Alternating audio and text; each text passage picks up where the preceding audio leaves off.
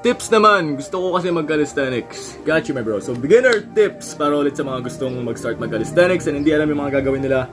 Ito yung mga useful/golden tips na pwede nyo i-apply sa calisthenics journey nyo para mapabilis yung progress, makaiwas ng injury, and matulungan kayo sa overall sa progression nyo. Number 1 is hindi mo naman need mag-training ng core kagad para magka-abs sa calisthenics. Idol, di ba sa calisthenics lahat abs? Kasi kapag nagpo-front lever ako, nag-abs yung naramdaman ko yung abs, naramdaman ko yung abs ko. Bro, tanongin mo lahat na nagpo-front lever. Yung abs sa front lever is like 30-20% lang. Ang pinakagumagana doon is yung back. Ano nga ba pinaparating ko? Basically, kailangan malakas yung pinaka-foundation muscles mo, yung pinaka-malalaking muscle sa katawan mo, yung let's say, pinaka-kailangan ng muscle sa calisthenics. Ano ba mga pinaka-kailangan ng muscle sa calisthenics? Shoulder, yung back, chest, yung basically lahat, buong upper body mo. Less legs tayo guys, less legs. Di kumbaga yung legs, depende na lang sa kung ano goal mo. Kung gusto mo mag-statics, kung ayaw mo naman na kung okay lang sa'yo na mukhang skinny, sige, huwag kang mag-training ng legs. Basta magpalas ka sa statics, walang problema. Kasi ibang ganon, may iba talagang focus lang sa statics and wala silang pakialam sa physique nila, which is fine. Kasi yung mga nagbabike nga, di ba, wala namang pumapansin ng, ay, ang payat naman ng upper body mo, ganun. Sa calisthenics naman, kapag hindi ka nagle-legs, ang payat naman ng legs mo, ganyan. The fuck, yung mga nagbabike nga, hindi naman masyado nagta-training ng upper body eh. Mostly hindi ko sinasabing lahat. Yung mga nagbabike, ba't di sila nababash kapag nakita nyo na payat yung upper body nila, di ba? Ang unfair ng sport. Pero, still, hindi need mag-training ng core kapag beginner ka pa lang sa calisthenics. Pwede mo na matrain yung core mo sa push-up. For example, nagpo-push up ka, pansinin nyo yung core activation. All you have to do, para matraining yung core nyo pag nagpo-push up ka, piga ng core. As in, huwag ka magpo-push up na naka-slouch na ganyan. So zesty. Mag-push up ka, pigay mo yung core mo, tapos saka ka mag-push up. Ayun lagi may core activation. Guys, sa pull-ups, idol pull-ups lang naman yun, di ba? Up and down lang. Pull-ups, piga core. Pansinin nyo kapag nakapiga yung core nyo, medyo mas mahirap mag-pull-ups, pero hindi kayo gumagalaw-galaw kapag nagpo-pull-ups kayo. Pansinin nyo mga beginner, pag nag-pull-up sila, parang umuugoy-ugoy sila. Ibig sabihin, hindi nila ina-activate na maayos yung core nila. So, yun lang. Just contract your core in every single calisthenics exercise. Yun lang. Another helpful tip para sa mga beginner is huwag kayong mag-rush sa skills.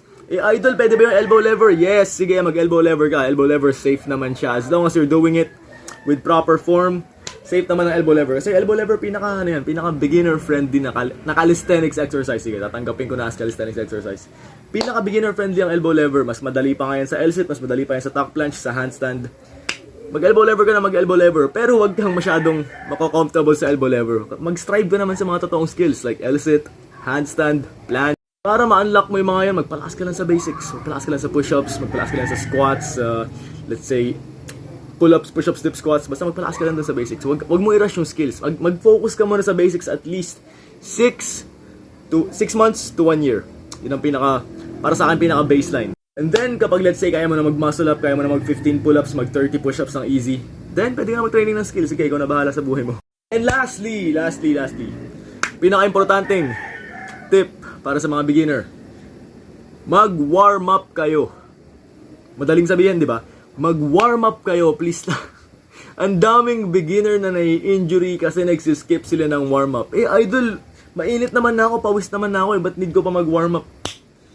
Warm up, at least dynamic stretching, ganyan, warm up. At least mag-warm up kayo ng wrist nyo, ng shoulder nyo, ng back nyo. At least gumalaw-galaw kayo, at least 5 to 10 minutes. Kung talagang sobrang rushed, 5 to 10 minutes, pwede na yun kaysa wala. Kasi mas matagal, hindi lang minutes, yung i-rest mo kapag na-injury ka. For example, weeks, even months, yung iba years kapag talaga malala yung injury. Pero yung warm-up, 5 to 10 minutes lang ang hinihiling ko sa inyo guys. 5 to 10 minutes lang na warm-up, pwede na sa inyo yun. And makaka-avoid na kayo 90% of the time sa mga injuries, sa mga potential injuries. And ayun lang, syempre yung form din, kailangan proper form, pero that's for another video. And sana makatulong yung mga tips na to sa nag-comment na to.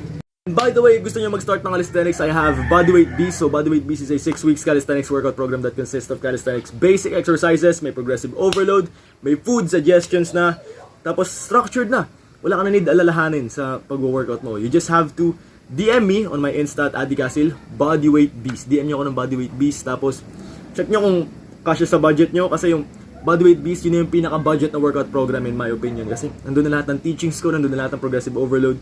6 weeks, matuturuan kayo kung paano mag-start ng calisthenics. Kaya, ayun, if ever may time naman kayo, may pera naman kayo para mag-invest. Invest in your fitness. Invest in your, basically, your knowledge. Yun lang, sana makatulong. If ever interested kayo sa Bodyweight Beast, DM me on my Insta, Bodyweight Beast. And sana, makatulong. Stay safe. Pagaling tayo, lahat tayo may sipon.